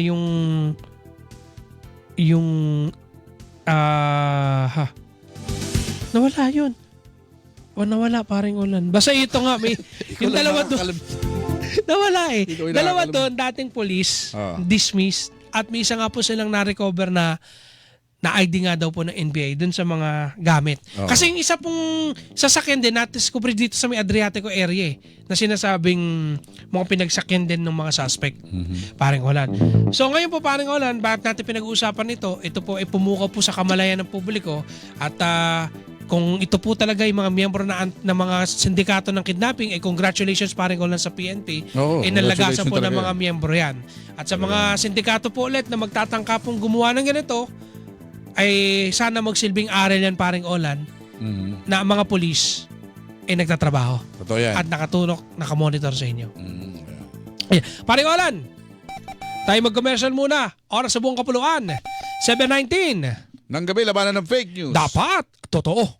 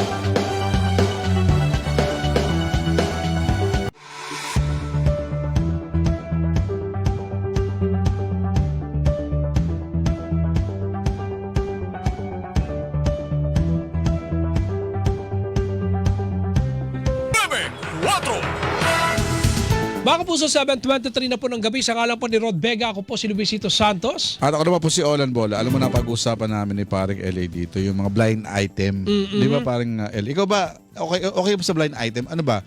Na-excite ka ba pag nakakita ka ng blind item? Lalo na pag ang blind item ay, kasamahan mo sa industriya, parang Hindi, kahit sabihin mo man nakasamaan o hindi, ang blind item is parang ginawa talaga yan para magkaroon ng maging... Di ko alam kung clickbait ba yung tawag doon. clickbait. Pero para syempre makapuko lalo ng atensyon. O naman, parang depende naman Kasi sa na-intriga kayo sa industriya, yung maliit lang naman ang industriya na to, di ba? So makaka-curious ka pag nakita mo kung sino itong tao na itong bina-blind item, di ba? Ikaw ba na-blind item ka na? Eh, sino ba ako para ma-blind item? Ito ba yung sinasabi, sino itong reporter na nagpapanggap na reporter pero napakayaman pala, mga ganon. Wala pang ganon na lumalabas. Pili ko baka pumalag ako kung okay yun. Sino itong TV reporter na nagpapanggap na reporter lang pero mayaman talaga? Oo. Kumbaga, para lang magkaroon ng Siguro palipas tatanong ko oras. yung legal natin. Kung paano ko siya sasagutin. Siguro hindi ko muna siya pwede sagutin. Ikaw parang, ikaw ba yung naging part na ng blind item? Hindi, chismis. sa industriya. Oo. Ayun. Ay pare, bago tayo gusto ko lang batiin si yung ating kasama sa industriya, si Don King Sarate. O bakit? Si DK Sarate. Na-blind item yan. Ay, pwede pala natin i-blind item. Dahil si DK Sarate ng Radyo Pilipinas. Itago na lang natin sa pangalan DK. Yung tayo po yung nagpapaabot ng pagbati sa kanya dahil po siya ay nakapasa po sa plantilla. Ha? So isa na po siyang plantito. Anong klaseng halaman na? Hindi, siya po ay regular ng empleyado ng gobyerno. Wow. Ay, congratulations sa DK Sarate. Nako, magpauga ka na. Huwag ka magiging kurap, ha? Wow, tama. Huwag ka magiging kurap kasi pwede ka naman ombudsman. At syempre, binabati rin natin paring Olan ng isang maligayang kaarawan. Okay. Sila yung nagdiriwang daw ng kaarawan sa Trinings, dyan sa Marikina. Ganun? Birthday din ng kanyang nanay na si Ma'am Irish Zarate na bata pa. Well, sinabi pa ko sa lugar, pinapapunta tayo, ha? No? Oo. Ito naman, sabi ni Scorpio Boy, sino daw itong reporter na mahilig lang sa bold items? Baka blind items. Blind item. Okay, yan. At paring Olan, alam mo bang maraming sikat na nakikinig sa atin ngayon? Talaga ba? Bukod kay Pangulong Sample. Bongbong Marcos, nakikinig din sa atin yung ito ang kapitan na walang barangay. Si Kapitan Cap Nino Barzaga. Ha? Sabi daw niya, bukas daw, nako. Alam mo ba nung di pa sikat dyan si Cap Nino? Kala ko nung lalaki pa to Ano ba dapat? Lagi dinadalo kami niyan dito. Talaga? Dumadalo Alam mo, dito. ito pa lang Hindi na dumadalo ngayon. Ay, busy to Ay, si Nino pag dumadalo may pasalubong lagi yan. Ay, totoo taga Baguio to. Kaya ang bitbit nito palagi ay walis tambo. At saka yung Hindi, puro pagkain ang daladala niya. Tanong mo kay Dindo Bellosilio. Dinadala niya si Dindo. Alam ko laging dala din ito. Alam ko dala nito, walis tambo, ashtray, at saka yung barrel man. Pero lumalabas si Cap ninyo gumagano. Ayun, ito pa lang dapat nating tanungin sa paghahanap ng mga lugar, yung mga sakop ng stasyon. Siya yung sumagot Di ba tinatanong natin, ano bang lugar yung mga saklaw ng QCPD Station 8? Ang sabi niya, hawak niya ang area ng Cap Aguinaldo, White Plains, Corinthian, C5 at iba pang part ng Cubao. Mayaman nga. Alam mo bakit? Mayaman. Cubao, batang Cubao dati yan Talaga? Oo, si Nino. Sa Cubao yan dati. Diyan lang yan. Tanong mo kung ano trabaho niya sa Cubao dati. Ano? Sabihin, ako na hindi ako masabi. So, ayan. At paring Olan, si Sir Julian. Si Police Executive Master Sergeant Rodel Julian. Ito ang trivia. Alam mo ba na nasa Maynila ngayon si Denden? Yan ako. Talaga Kaya ba? pala ang daming checkpoint ngayon dito sa Quezon City. Mahigpit po ang pinatutupad na seguridad ng QCPD dahil po si Denden ay nasa Maynila. At iniwan po si Tatang Bibeng sa Bulacan. Wow, Tatang Bibeng, kumusta ka na? Ha? Maligayang pakikinig. Ito na naman yung anak ko. Nako, Ayan. Maligayang pakikinig sa'yo, Denden. Ayan. O sige. Okay na? O sige, habang tinatawagan po mga kapuso ang ating bisita ngayong gabi, ay talakayin muna natin paring Olan. Ito isa pang balitang gumimbal po sa mga taga Cubao kaninang blind item ba yan? hapon. Sige. Sino itong bus? Sino itong modern jeepney driver na nabangga sa isang poste? Okay. Hindi, anong klaseng modern yan? Kung bakit bumanggayan sa... Ito nga Poste. kasi kanina paring Olan, may isang modern jeepney na bumangga dito sa isang poste ng kuryente. Diyan sa kanta ng Pituazon at Pituazon. 15th Avenue. Dito sa kabila. Dito na sa kabila. Mm. Diba? Oh. Yung, tama, papunta dito sa Cabo Station Aguinaldo. 8. Oo. Side. Ngayon, itong nakakalungkot kasi dito, 17 po na pasahero yung nasugatan. Okay. Napakadaming pong pasahero niyan. Marami talaga yan. Magastos At may yan. isa nga po doon na medyo critical dahil matindi tama sa pa. Kasi kung makikita mo paring Olan, naipit yung pasahero doon sa passenger side sa harapan. Pasag ang windshield.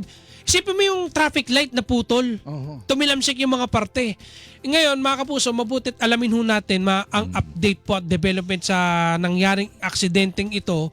Tingnan natin kung may mapapanagot na ba. Pero kasi na kasi 17 yung bilang. Nung unang report ko, 10.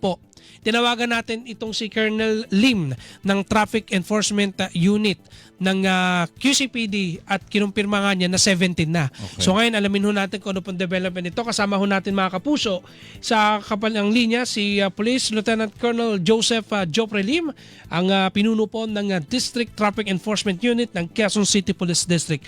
Colonel Lim, magandang gabi po. Welcome po sa DCWB. Olan Bola, Luisito Santos po ito. Yes, magandang gabi po, Sir Olan, saka Sir Luis. Yes, sir. Sir, kumusta na may bago ba tayong update dyan sa nangyaring aksidente dyan sa Cubao, sir? Latest update po natin ay pina-drug test na po natin. Pina-undergo natin sa drug test yung ating driver para malaman kung nasa impluensya po ba siya ng drugs. Okay. And susunod po nito ay ipapa-alcohol test din po natin siya to determine kung under the influence ba siya ng either drugs or alcohol. Pertaining naman po dun sa ating mga injured, meron po tayong 17. Hindi na po nadagdagan. Okay. Yung bilang po kanina. So, yung 17 po ay pasahero, pang 18 and 19 po yung ating driver at saka yung conductor. Sir, sa initial na inyong pagsisiyasat, sir, initial lang naman po ito, sir, no? Ano po ang nangyari kung bakit po manggasa sa poste itong driver po nito? Ano pong kanyang... Ang version po ng driver, napapikit to siya, nakatulog. Yun yan, sumalpok siya doon sa poste, doon sa kanto po ng 15th Avenue at saka ng Pituazon Avenue po. Kasi kumbaga kung pagbabasihan kung inantok siya, kanina lang nangyari yan, sir. Hindi pa naman gano'n, ano. Kapani-paniwala ba siya sabi niya, sir, o ano ba? May duda kayo? Pa rin po yung ating investigation and kukunin din po natin yung iba't ibang mga salaysay po ng mga pasahero. Pero according sa driver po, tinanong namin kung ilang oras ka na ba bumabiyahe at bakit inaantok ka. Sabi naman niya, mga 7 hours mahigit ang kanyang biyahe today. Walang tigil, oo. Sir, may mga nakausap na po ba kayo sa panig naman ng mga pasahero? Ongoing po. Andun po yung ating investigador kasi nasa hospital pa po yung ating mga ibang pasahero at iniisa-isa po natin para makuha po yung iba't iba kanilang mga version po.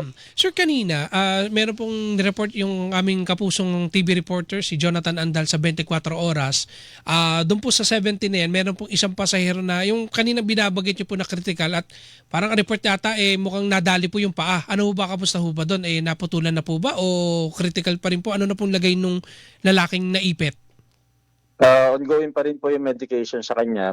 Siya po daw yung nakaupo doon sa harapan, sa right side. And yun yung pinakasumalpok doon sa sa poste. Yun lang naman po ang sinabi at reported na seriously injured po sa mga pasahero.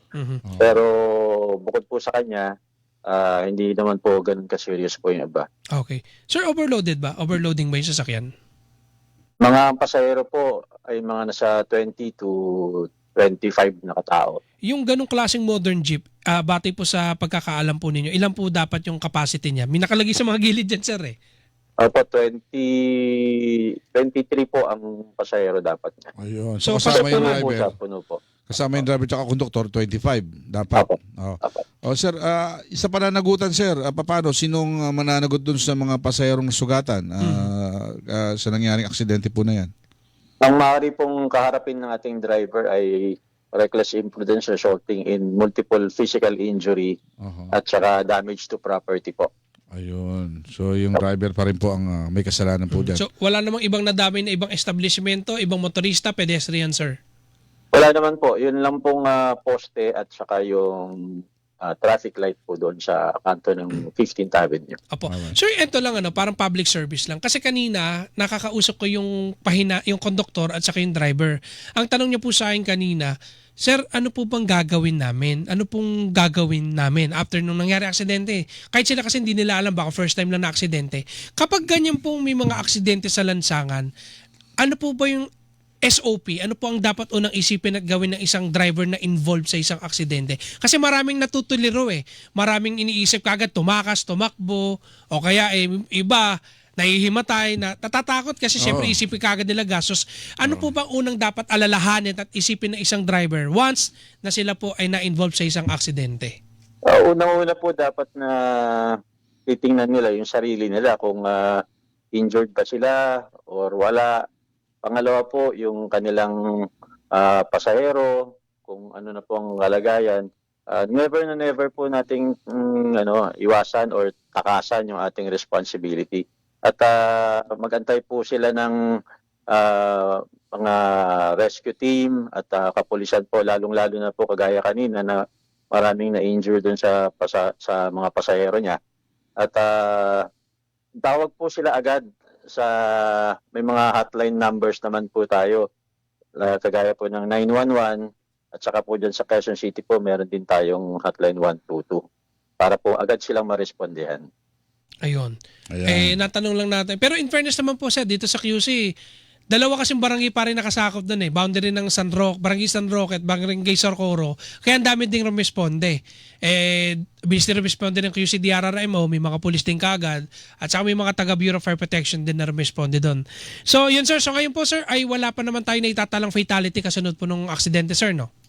Wala pa po and hopefully po hindi na po umabot doon. Ayun. May tatanong ka pa parang Okay na ako, sir. Okay. Colonel, maraming salamat po sa update at development na ibinahagi niyo po sa amin. At sir, sana sa mga susunod na pagkakataon ay ma-interview ulit namin kayo. Pero sana good news naman. Yes po, sana po. Maraming salamat po sa time. Thank Okay you, po, sir. Maraming salamat po.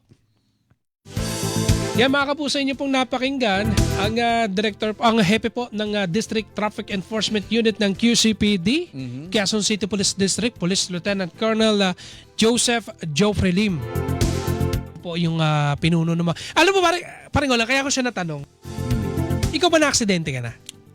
Oo, 2 beses. Kamusta yung naging natuliro ka ba? Natakot ka ba? I mean, kasi maraming ganun Natakot ako, una kong aksidente, natakot ako sa kasama ko tatay ko tsaka nanay ko Bata ka pa nun? Oo, kasi Mabait ka pa nun? hindi ako nagda-drive kasi sa nakakatingin nagda-drive ako, napatingin Sa Quezon ako sa Avenue ba kayo dumadaan? Hindi, dito sa Bay Valenzuela yun area. Nakatingin ako sa gano'n, nakahinto na pala yung sasakyan doon sa harapan ko. Hindi ko alam. Mabuti na lamang, parang malaking truck yung nabangga ko. Pero naagapan ko, nakapagpreno ko, pero kita-kita ko yung hood ng sasakyan ko, gumano, Lumuko talaga. Oy, malakas yun! Oo, malakas. At mabuti na lang, naka-andar pa ako kahit papano. Nakaabot pa ako sa bahay namin. Umabot pa sa mga police matter, reklamo, Hindi, wala hindi. na. Yung pangalawa Sabi mo. na sa akin nung driver nung kabit na nabangga ko, Boss, nabangga mo ako Hindi na ako obvious pa. Wala siyang damage kasi alam mo naman yung kotse, malalambot yan. So yun, nangyari. Alam mo yun din yung magandang pangit na dinulot niya ng mga kotse kung bakit ang lambot na ng mga bumper saka lambot na ng mga kaha saka chassis. Kasi nung araw, yung mga chikot, yung mga chedeng, di ba ang titigas ng mga kaha nun? Matigas yun. Pero kasi ang impact daw nun sa loob ng katawan natin, pagka nabangga tayo, wala pa mga nun. Tawag doon yung... Bumper. Bag. Ang tawag doon? Airbag. Airbag. Wala pa silang nung araw. So ang impact nun, untog ka, yung impact sa'yo, sa katawan mo yung impact Ngayon, pagka bumili ka naman sa sasakyan, sobrang lambot na, di ba, kaya mong i-UP yung minsan nga naman, UP nga lang din yung kahabusan mo na may hindi na tubig, bumabalik na. So, ang epekto kasi, pag nabangga ka, yung impact nun, dun sa mismong sasakyan. So, hindi mo na magagamit sa sasakyan mo, pero buhay ka. Ikaw ba na-aksidente ka na? Nabangga ako dati. Binangga ako ng dump truck sa likod. Okay. Kaya ako natanong, kasi dumating din ako sa punto na hindi ko alam kung anong gagawin ko. ano ba, aaregulin ko ba na nasa gitna ng kalsada? Kasi ako yung nabangga eh. Oo. I mean, areglo na, sir, wag na tayo magpunta ng police station, nagmamadali ako, pagawa mo na lang. Ay nagkataon, yung may-ari ng truck na nakausap ko, ayaw pumayag doon sa hinihingan ko. Hinihingan ko 1 milyon eh, ayaw pumayag. Hindi, joke lang. Hindi, pero hinihingan ko, sabi ko, sir, ako na magpapagawa, eto na lang, wag na tayong pumunta doon. Ay hindi, i-insurance na lang daw natin.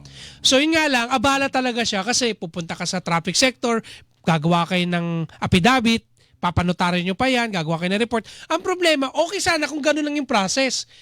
10 pala kayo na aksidente. So wala pa namang yung major talagang accident na puro minor lang naman. Wala pa naman. Oo. So, ako kasi gusto ko lang din ipabati sa mga listener natin na kapag may ganito, relax lang tayo. Oo. Kasi marami, di ba meron ako na-cover din sa sa may batasan na parang inatake yata o hinay blood na himatay yung naka-atras siya eh. Oo. Kasi hindi niya alam. Talagang gastos po yan. Yan po kasi mga kapusong pagmamaneho ay kaakibat po talaga niyan ang matinding responsibilidad. Yes. Kasi hindi naman po karapatan ng pagdadrive eh. Yan po lang, Pribileyo. pribileyo lang yan eh. Kapag nabangga ka, nakabangga ka, responsibilidad mong sagutin at gastos yan. Kaya nagkakaroon ng negosasyon kung Yes, hanggang saan punto yan. Kaya yumayaman ng mga insurance company. One time naman, nabangga ko, nadali yung pintuan ko, ibang sasakyan ko pa noon eh. Medyo luma pa noon, parang LA. Alam mo, naawa ko doon sa driver kasi babae pa. Sabi ko, relax na lang, hindi ko na dyan sa monumento na bangga ko dyan. Sinabi ko, may lisensya ka ba, iha? Meron po, kinuna ko yung lisensya niya, tapos tawagan na lang kita kung anong mangyayari dito sa Alam mo, ang babait ng mga magulang niya, rin sila, natuwa rin sila dahil hindi ako yung tamang, ba't mo ako binangga mga ganun-ganun? Wala nang ganun-ganun. May mga ganun kasing mayayabang naman eh. Oo. May mga ganung mayayabang na aangasan ka kaagad. Oo, Ang sa atin lang naman, wala talagang Wala nang magagawa doon. wala ka na magagawa at walang naidudulot ng mabuti pagiging maangas. Kaya nakikinig ng mga motorista ngayon sa mga taxi driver, UB Express, Modern Jeepney, kapag kayo na-involve sa ganyan, relax lang kayo. Pag-usapan nyo. Pag ayaw makipag-areglo, sige, pa-police report tayo. Kasi yun naman yung unang ihingin po sa inyo kapag nag-avail po kayo ng insurance. Kasi yung mga bagong sasakyan, insured yan comprehensive yan 1 to 3 years. Kaya, yun ang pinamahalaga nun. Police report, yun nga lang, abala talaga siya. Abala yun. Lalo na pag yung matinding damage yung sasakyan mo na hindi mo magagamit, yun. Kaya talagang sobrang dapat ingat din. Alam mo, ako meron ako isang aksidente rin. Hindi naman aksidente, hindi pa nga nangyayari. Muntik lang mabangga. Oh. Motorsiklo kasi yung misis ko nagda-drive. Pag gano'n na, bigla pa sumingit ng gano'n. Huminto yung motor rider. Medyo may edad na yung nagmamaneho. Ayun talaga, hysterical. Pag gano'n, muntik na. So, sabi ko sa misis ko, huwag mo, ako na bababa. Pagbaba ko, bigla ako hinamon na suntukan, natawa ako Sabi ko, Manong, umuwi ka na. Sabi ko, sigurado ka ba? Suntukan? Pag nagsuntukan kayo, ano magagawa ninyo? Natapos na ba? Baka mamaya dagdag reklamo pa kaso pa abutin nyo Kaya dyan. nga nakita ko yung tsura di ba? Para bang, ang lakas mo maghamon ng suntukan. Sabi ko, umuwi ka na lang, Manong. Huwag na suntukan. Hindi ka Yan. Sa mga magsusuntukan, mamaya, wag muna kayong kakasama. Magbabalik ko kami. Magko-commercial muna kami, ha? Pabalik ko kami makalipas sa ilang paalalang oras sa buong kapulungan. 7:42 ng gabi. Labanan ng fake news. Dapat totoo. Presinto 5-9.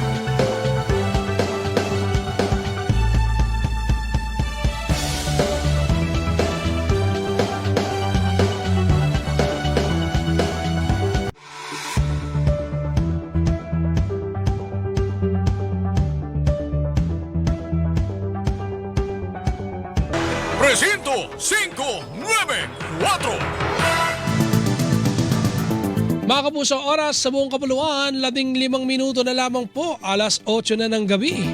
Sa ngalan pa rin po ni Rod Vega na ayaw pa rin bumangon at tawag doon, nagtampisaw kasi, umahon. Ayaw pang umahon mula sa pagtatampisaw dyan po sa dagat sa Cavite City. Ako po muna inyong mga kasama, Luisito Santos. At ako po si Olan Bola, mga kapuso. Ayan, paring Olan. Pero maraming nakakamiss kay paring Rod. At Chong, pagaling ka na kagad, ha? Bilisan mo. Ito, may tatanong sa'yo, Takbo paring. agad 1 kilometro. Oo. Paring Olan, ikaw ba ay anong reaksyon mo dun sa mga nagbabading-badingan pero hindi naman bading? Okay lang naman yun. Okay lang naman yun. Dati ginawa ko na yan dati. Ikaw? Oo. Paano di ko ma-imagine balbal sarado na moreno na astig? Alam mo ba nung ano? Ito Paano? Ito totoo to. Grade 2 ata ako nun, sumali ako sa Miss Gay. Oo, nag-second place ako. Olan, tayo'y nasa DCW. Hindi alang-alak sa harapan natin, ha. Dito kwentuhang ano, ha. Totoo, alam mo, yung picture ko nandun pa sa tita ko hanggang ngayon eh. Totoo yun. Grade 2? Grade 2 ata ako nun. Miss Gay? Hindi.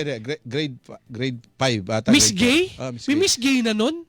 Sa amin, sa piyesta sa amin. Sa Seryoso? Caloocan. Oo nga. Ano trip mo? Kanina kinukwento mo ng Google Pick ka ng mga jeepney driver. Pinapagtripan siguro ako ng mga tsuhin ko dito sa Caloocan. So, pinasali ako sa Miss Gay. So, pumayag ka naman? Tapos, ang nanalo pa, yung kaaway ko. Kaaway ko na mortal kong kaaway doon sa street namin. Ang pangalan nun is Isko.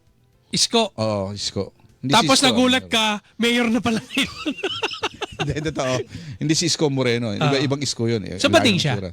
Hindi siya bading. Pareho kami, puro suntukan sa Teka, kasi. Miss Gay, tapos sumali kayo, hindi naman kayo Kasi bading? kami nung mga bata pa ako, puro wala akong ginawa nung kundi makipag-away, makipaghabulan, ganon. So ewan ko ba't yun nga yung mortal kong kaaway, lagi kami nagsusuntukan noon eh. Walang araw, walang linggo na hindi kami nagsusuntukan yung kaaway ko na yun. Bully yun eh.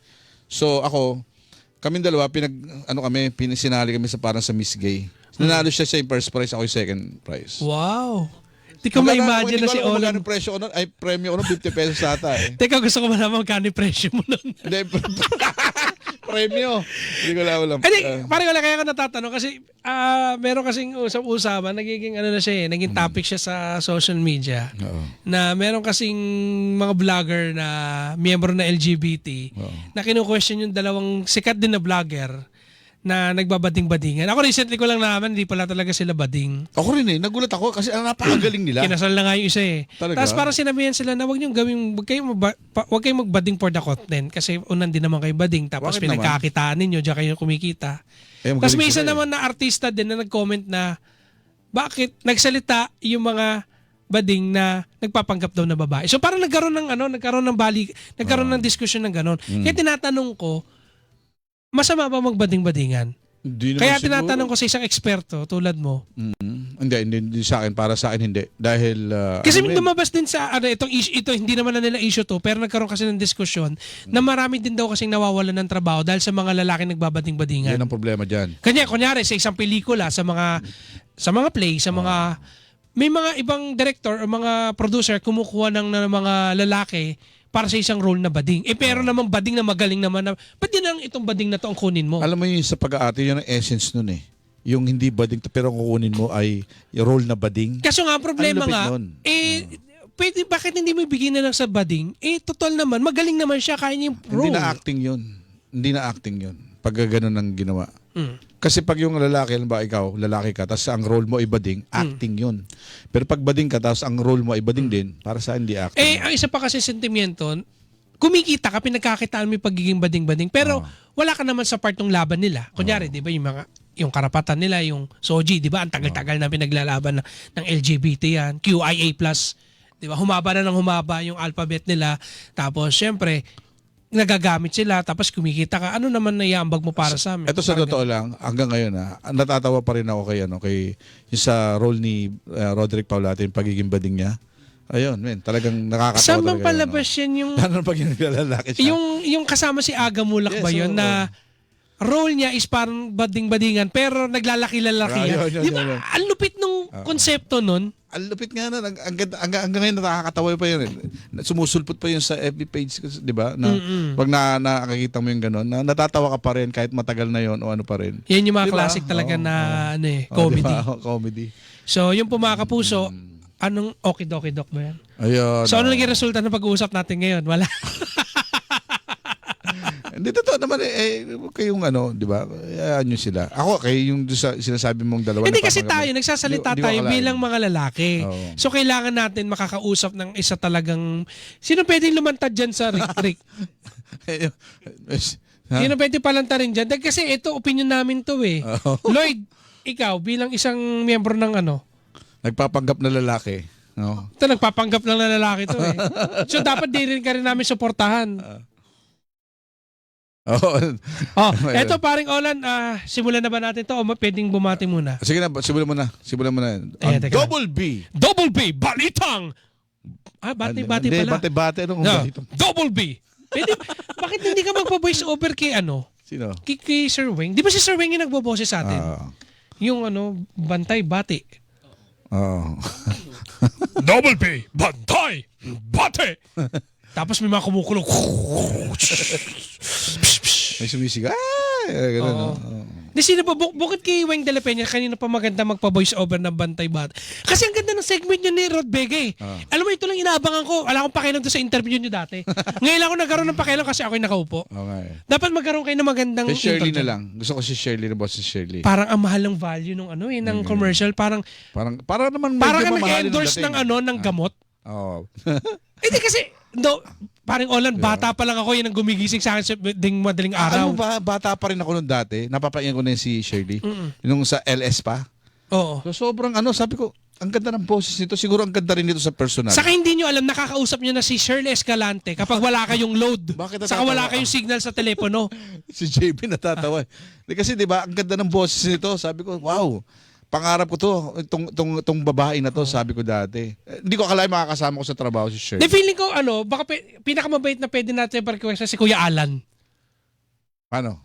Si Kuya Alan, gatos, magpa-BO Paano ka. nga? Okay, si Mark Makalalan na lang, magpa-BO kayo. So, paano si Mark? Hindi ko kaya... Hindi mo kaya si Mark.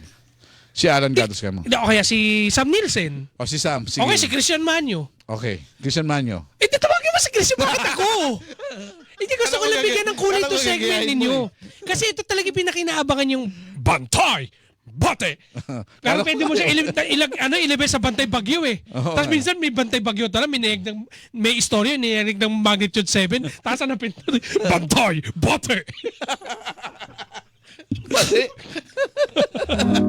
Maraming beses na kitang nilayasan. Alam mo paring Olan, ang daming nakalinya ng mga pabati sa atin ngayong Ito na nga eh. ngayong gabi. Pwede mo bang sige, umpisa mo na. Si Concepcion Felipe, ang buwan naman nung bumati dito sa aking Facebook Live. Si Scorpio Boy, good afternoon, sabi niya. Aljor Aquino, Nelson Malinaw, si Cap Nino Ruelo Barsaga, official. Nakikinig ka ba? Parang ninyo, ha? Ayan, maraming salamat. Si Belen Aplosen, si Jem Enquito, si Ino Christensen Imana. Yan. Ito, paring Olan. Sige. Si binabati natin ang Montalban RC Crawlers. Wow. Mga manggagapang ng Montalban. Yan. RC Crawlers Batasan. Ayan, mga manggagapang din ng Batasan. Uy, napapanood ko to yung mga RC, mga remote control. Okay. Nung araw kasi, to alam mo yung dati mga laro nito, yung mga Pegasus na, yung yung merong stick na gano'n, yung gano'n lang nung araw. Yung lata. O yung matig 25 nung araw, 50, nabibili sa Antipolo sa may katedral. Correct. Binili kasi ako ng lola ko noon eh. So iniimbitahan po ng Montalban RC Crawler at ang RC Crawlers Batasan ang mga RC enthusiasts na sumama at makasaya sa night trail and camping event sa May 2, alas 5 ng hapon sa Mount Parawagan, Montalban, Rizal. Mga puso. At tuloy natin ito, si Julian Ares Mapanaw, si Luisito Antonio Santos, si Jean Rancy, Jaime Santos, Nate La Pastora, si Antonina Fangon, Jay Martin, o si Jay, paring Jay, kamusta ka na Jay? Si Renato, ay ang aking daddy, si Ivan Bayani, DK Sarate, ay nakikinig. Si Alvin Lacson, si Toyo, na nanonood sa atin. Si Rowell J. Si Weng na binabati si Bea. Wala nang intro daw. Hello Bea. Sabi niya, hi Bea. Yan ang matindi dyan. Bea Bea Binili? Pinlac. Bea Pinlac yung binabati niya. Ah, talaga? At binabati rin ni Lloyd si Bea Pinlac. Kunwari ka ba, Lloyd? Weleng Ramos, si Darwin Ribon, si sino pa ba? Jomel Ito parang Madja. Olan, putulin ko lang. Nag-message si Cap Nino Barzaga. Naniniwala ka ba na bakla ako? Ako? Hindi. Parang hindi naman. Kami ni Dindo, hindi kami naniniwala, parang ninyo. Hindi kami naniniwala. Ikaw, Cap Nino, kasi madalas na nagpapanggap na bading-bading sa sa vlog niya eh. Dapat bang wag na magbading-badingan yung mga hindi naman bading? Hindi nga okay lang naman. Kung hindi ka naman kasama sa ipinaglalaban nila, ayan, ikatugtong yan.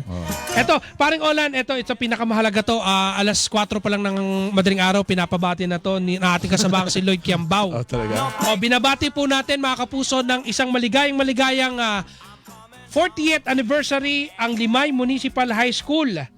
Yan ay sa Limay, Bataan. Ang pagbati po ay mula sa kanilang pinakamatalino, pinakamasipag, at pinakaabala na Estudyante? batch na alumnus. Si Ma'am Angie Kiambao. Wow. Mami mo? Mami mo. Alumna. Babae, alumna. Happy 40th anniversary sa Limay Municipal High School. Kumita yung reunion nyo? Pag kami mga reunion ganyan, dapat may ambag kayo sa eskwelahan nyo. Hindi puro payabangan na ako yung ganito na ako, ikaw ganyan. Yabangan yan Totoo yan. Yabangan yan pag may reunion. Ano na naabot mo? Tapos Okay. ano yung pagtatawanan nyo, yung pinakabobo sa section nyo. Tapos yung pinakabobo nyo pala siya nag-sponsor ng nyo. Totoo yan. Tapos yung pinakamatalino nyo, yun na pinakawalang narating. Yun yung inaabangan dyan yung pinakabobo sa pinakamatalino. Ako rin pinakabobo ko nun nung high school ako. Okay, pinagtatawanan mo na sila. Ato, paring Olan, eto si Rod Nelson. Oy. Ay ng Santa Rosa, Laguna, nakikinig sa atin. Si Lolo Bobby Samaniego ng San Ildefonso. At saka ito, ang daming text dun. Ito si Ernest Orsam, si Francisco Antonio Ramirez Garcia, si Maria Isabel Ortega si Mami Marisa. Hello po, Mami Marisa. Kami po ay okay.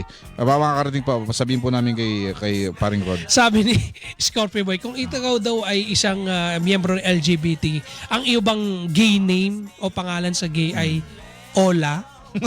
Ola. Malayo. Si Elena Ainaga, si Nikki Gonzalez. You're back. Sabi ganun. Sabi niya, wow, you're back.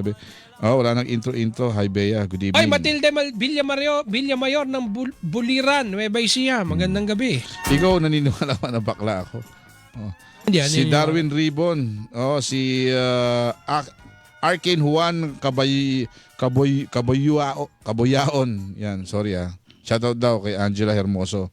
Si Aljon Aquino, si JP Acuña, si Concepcion Felipe, Jomel Madja. Ayan, binati na po natin lahat, mga kapuso. Okay ikaw, na po? Sir Dindo, sikat ninyo nakikinig sa atin. Ninyo Barzaga, yung sikat na vlogger. Ang tanong niya, naniniwala daw ba tayo na bakla siya? Hindi. Dapat Wala. Si Dindo din. Ninyo, kahit magsuot ka ng pambabae, walang maniniwala sa'yo kasi naniniwala kaming lalaki ka. Mga kapuso, maraming salamat po sa inyong pagsama sa amin sa halos 2 oras ng programang Presinto 594. Parang Olan, ikaw nga mag-extra. At asan na ba yung babasahin? Oo. Ito na. Okay. 1, 2, 3. Maraming beses na Ako si Anchor 1. Oo. nilaya Mga kapuso, sa Super Radio DCPP, walang kinikilingan. Walang pinoprotektahan. Noon at At ngayon, ngayon, serbisyong totoo. babae Presinto 594.